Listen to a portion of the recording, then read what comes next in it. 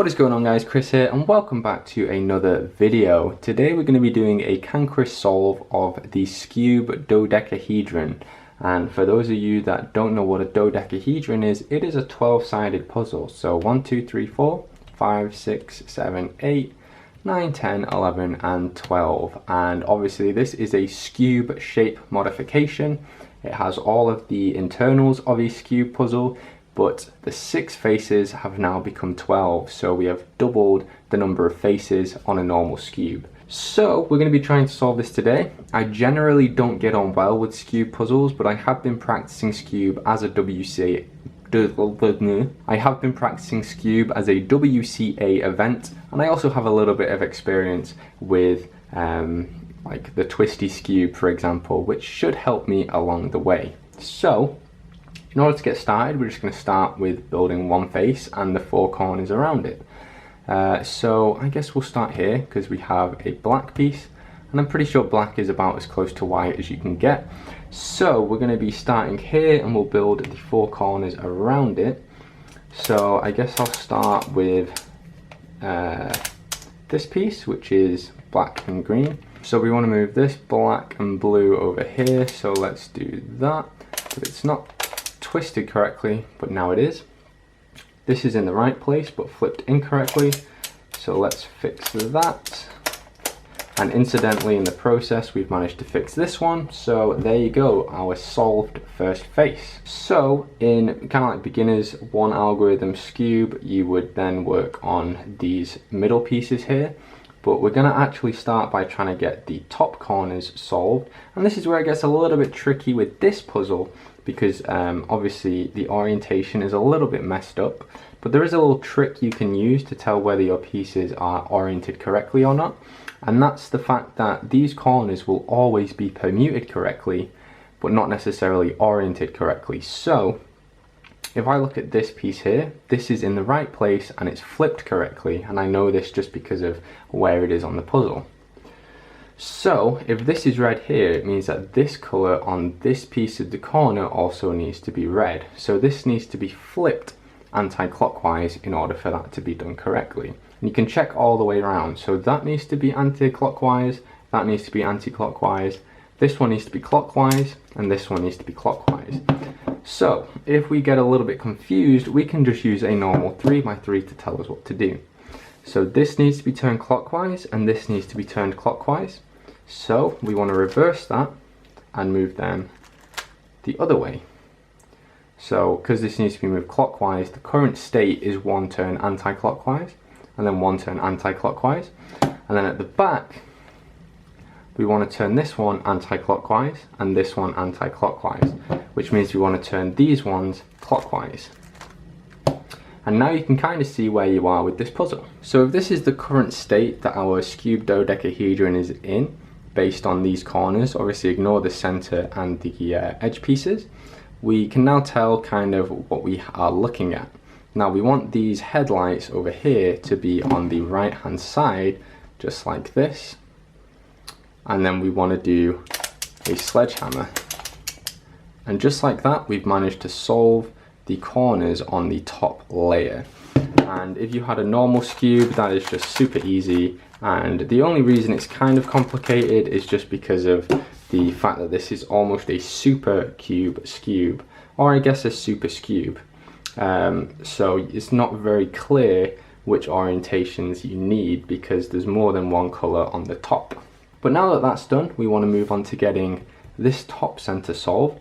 So we want to see what color we need. So we need yellow, green, gray and blue, and that's right here. We have yellow, green, gray and blue.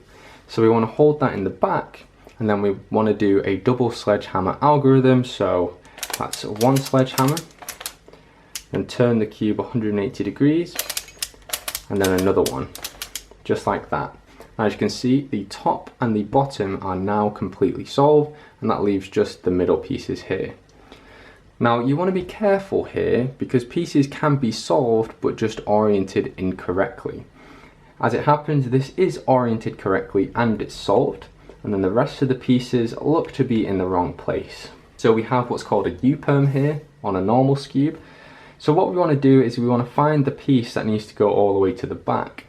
And I believe that's this piece because we have purple, green, red and blue, and we have purple, green, red and blue. So we hold this in the back here, and then we do exactly the same double sledgehammer algorithm. That's one sledgehammer, and then a second sledgehammer, and then our puzzle is technically solved, I think. No, it's not. I did the algorithm wrong. Well, that's good. Oh, I see where I went wrong. You want to hold the piece at the front, not the back. So that's my mistake. Oops-a-daisy. Let's see, we have pink, green, blue and purple. Pink, green, blue and purple. That's really embarrassing. This is literally a Scube, the easiest puzzle in the world, and I messed it up. So, this is going to go at the back. We hold this piece at the front, and then we do our double sledgehammer move. And this should solve the puzzle, which it does technically, but these are flipped incorrectly because we have a super Scube on our hands, meaning these have specific orientations unlike a normal Scube. Now, I haven't really had much time to play around with this, but I believe if you just do super cube algorithms, you can fix this, and this worked on the Twisty Scube. So what this entails is just a bunch of sledgehammers all in the same place until your corners solve themselves, and this cycling around actually fixes your pieces. So now what do we have? Now we have 1, 2, 3, 4 all in the right place but flipped incorrectly. Let me think about how to do this one. So you have to hold them in a specific orientation before you do this, or you could end up just going in circles forever. Unfortunately, I'm not overly familiar with this, but I think we've nailed it now. So we want to keep the 2 solved ones on the bottom and the back, and then we're going to have it so that we have 1, 2, 3, 4 in the front, top, left and right. And then we're going to do it one more time. So that's 2, 3, keep on doing the cycle until you've solved it.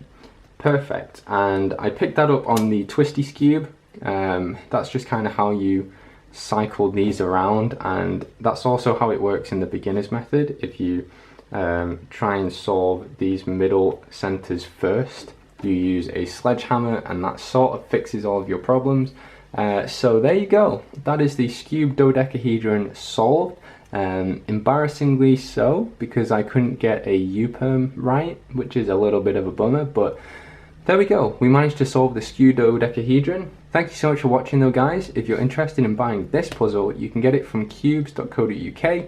I'll have a link in the description below. You can use my discount code CanChrisSolve for 5% off, and make sure you use my affiliate link. It really helps me out. Anyway, thanks again for watching. Make sure you leave a like, leave a comment down below, and then subscribe, and you'll be notified every time I make a new video. Have a fantastic day, guys. I'll see you next time.